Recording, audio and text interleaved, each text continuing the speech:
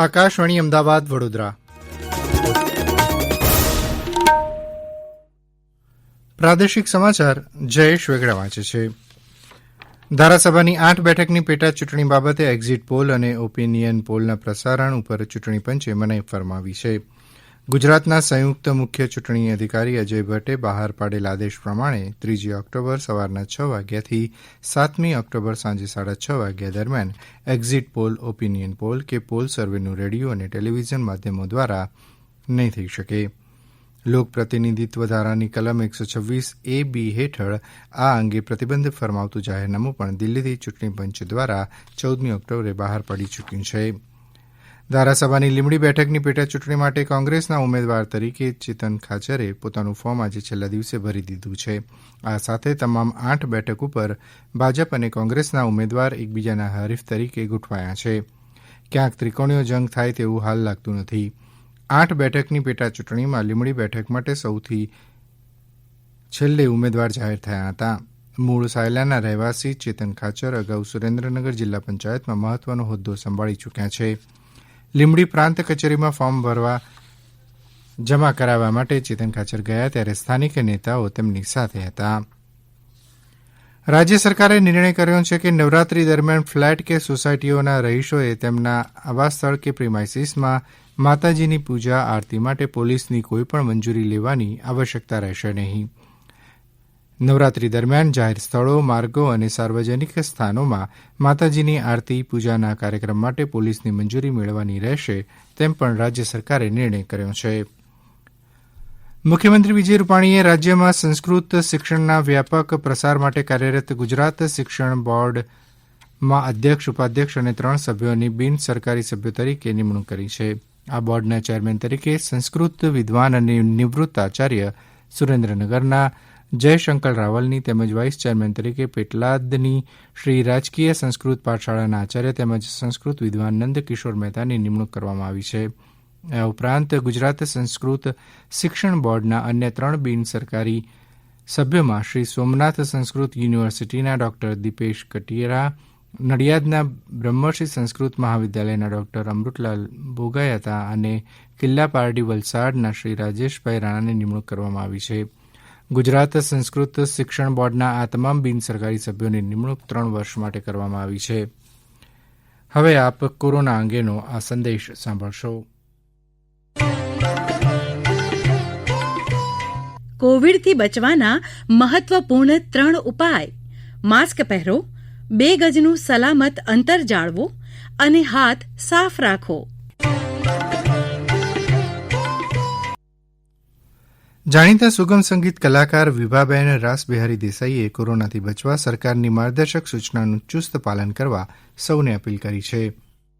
મિત્રો, કોરોનાથી બચવા લોકોને સલાહ આપવાની કે માસ્ક અવશ્ય પહેરો, ભીડભાડથી બચો, સોશિયલ ડિસ્ટન્સિંગ જાળવો, એકબીજાથી સલામત અંતર જાળવો, નાકનો સ્પર્શ ટાળો, હાથ સાબુથી વારંવાર ધુઓ તો કોરોના હારશે જ. સુરેન્દ્રનગર જિલ્લાના ધ્રાંગધ્રા દસાડા તાલુકામાં આવેલ ઘુડખર અભયારણ્ય આજથી પ્રવાસીઓ માટે ખુલ્લું મૂકવામાં આવ્યું છે. વિશ્વમાં ક્યાંય જોવા ન મળતા દુર્લભ ઘુડખર અહીં જોવા મળે છે. 2014માં ઘુડખરની સંખ્યા 4451 હતી, જ્યારે 2020ની ગણતરી મુજબ હાલમાં 6082 જેટલી સંખ્યા થઈ છે, જે 37% વધારો દર્શાવે છે.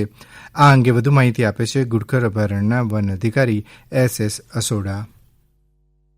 કચ્છનું નાનું રણ જે ઘુડખર અભયારણ્ય તરીકે વિશ્વવિખ્યાત છે. આ રણ 15મી જૂનથી પ્રવાસીઓ માટે બંધ કરવામાં આવેલ હતું, જે 16 ઓક્ટોબરથી પ્રવાસીઓ માટે ખુલ્લું મૂકવામાં આવનાર છે. ખાસ કરીને આ વર્ષે COVID-19 ની ગાઈડલાઈન સાથે પ્રવાસીઓને રણની અંદર પ્રવેશવા માટે આયોજન કરવામાં આવ્યું છે. આ વર્ષે ખૂબ જ સારા પ્રમાણમાં વરસાદ થયેલ છે, જેના કારણે આગામી નવેમ્બર-ડિસેમ્બરમાં ખૂબ જ મોટા પ્રમાણમાં પ્રવાસી પક્ષીઓ આવવાની શક્યતા છે. 152 જેટલી પ્રજાતિઓ આ રણમાં નોંધાયેલી હતી અને 3.5 લાખથી વધારે પક્ષીઓ એક જ દિવસે નોંધવામાં આવેલ હતા.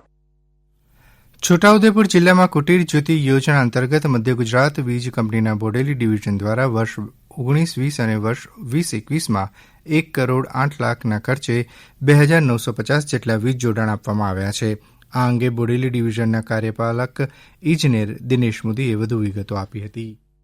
છોટાઉદેપુર જિલ્લામાં બોડેલી ડિવિઝનના કાર્યક્ષેત્ર હેઠળ આવતા જ્યુરિડિક્શનમાં વર્ષ 2019-20 અને 2021 એમ 2 વર્ષ દરમિયાન અત્યાર સુધીમાં કુલ 2990 વીજ જોડાણ કુટીર યોજના હેઠળ આપવામાં આવેલ છે અને આ 2990 વીજ જોડાણ આપવા માટે કુલ ખર્ચ કર્યો છે 108.50 લાખ રૂપિયાનો ખર્ચ થયેલ છે. સરકાર દ્વારા શરૂ કરાયેલ કોવિડ-19 જન આંદોલન અભિયાન અંતર્ગત મહેસાણા જિલ્લા કલેક્ટર કચેરી ખાતે જિલ્લા કલેક્ટર એચ.કે. પટેલે જિલ્લા અધિકારીઓ અને કર્મચારીઓને કોવિડ જનજાગૃતિ અંગે શપથ લેવડાવ્યા હતા. આ ઉપરાંત જિલ્લામાં અભિયાનમાં પ્રબુદ્ધ નાગરિકો, ધર્મગુરુઓ અને સમાજના તમામ વર્ગો જોડાય તેવો અનુરોધ પણ કર્યો હતો. અરવલ્લી જિલ્લામાં આવતીકાલે પ્રથમ નોરતાથી સિનેમાગૃહ શરૂ કરવામાં આવી રહ્યા છે. છેલ્લા 7 મહિનાથી બંધ પડેલા સિનેમાઘર ફરીથી શરૂ કરવા માટે સંચાલકોએ તૈયારીઓ શરૂ કરી દીધી છે. અનલોક 5માં સરકારે 15 ઓક્ટોબરથી સિનેમાગૃહ શરૂ કરવા માટે મંજૂરી આપ્યા બાદ સિનેમાઓ શરૂ થઈ ચૂકી છે, પણ અરવલ્લી જિલ્લામાં સિનેમાઘરો નવરાત્રિના પ્રથમ દિવસે શરૂ કરવા જઈ રહ્યા છે. ગિરનારની ટોચ પર કમંડળ કુંડમાં પર્વત પર આવતીકાલથી મોરારી બાપુની રામકથા શરૂ થઈ રહી છે. નોરતા દરમિયાન શ્રોતા વિનાની આ છઠ્ઠી કથા ગવાશે. ગિરનાર પર્વત પર અંબાજીની ટૂંક પછી ગોરખનાથનું શિખર આવે અને ત્યાંથી નીચે ઉતરીને દત્તાત્રેય ટૂંક તરફ જતા માર્ગ પર કમંડલ કુંડ આવે છે. ડાંગ જિલ્લાના મુખ્ય મથક આહવા અને ગિરિમથક સાપુતારા સહિત તળેટી વિસ્તારમાં ગાજવીજ સાથે વરસાદ થયો હતો. સર્વત્ર પાણી ભરાઈ જતા ચોમાસુ ખેતીમાં તૈયાર થયેલ પાક પલળી જતા આદિવાસી ખેડૂતોને વ્યાપક નુકસાન થવાની સંભાવના ઊભી થઈ છે.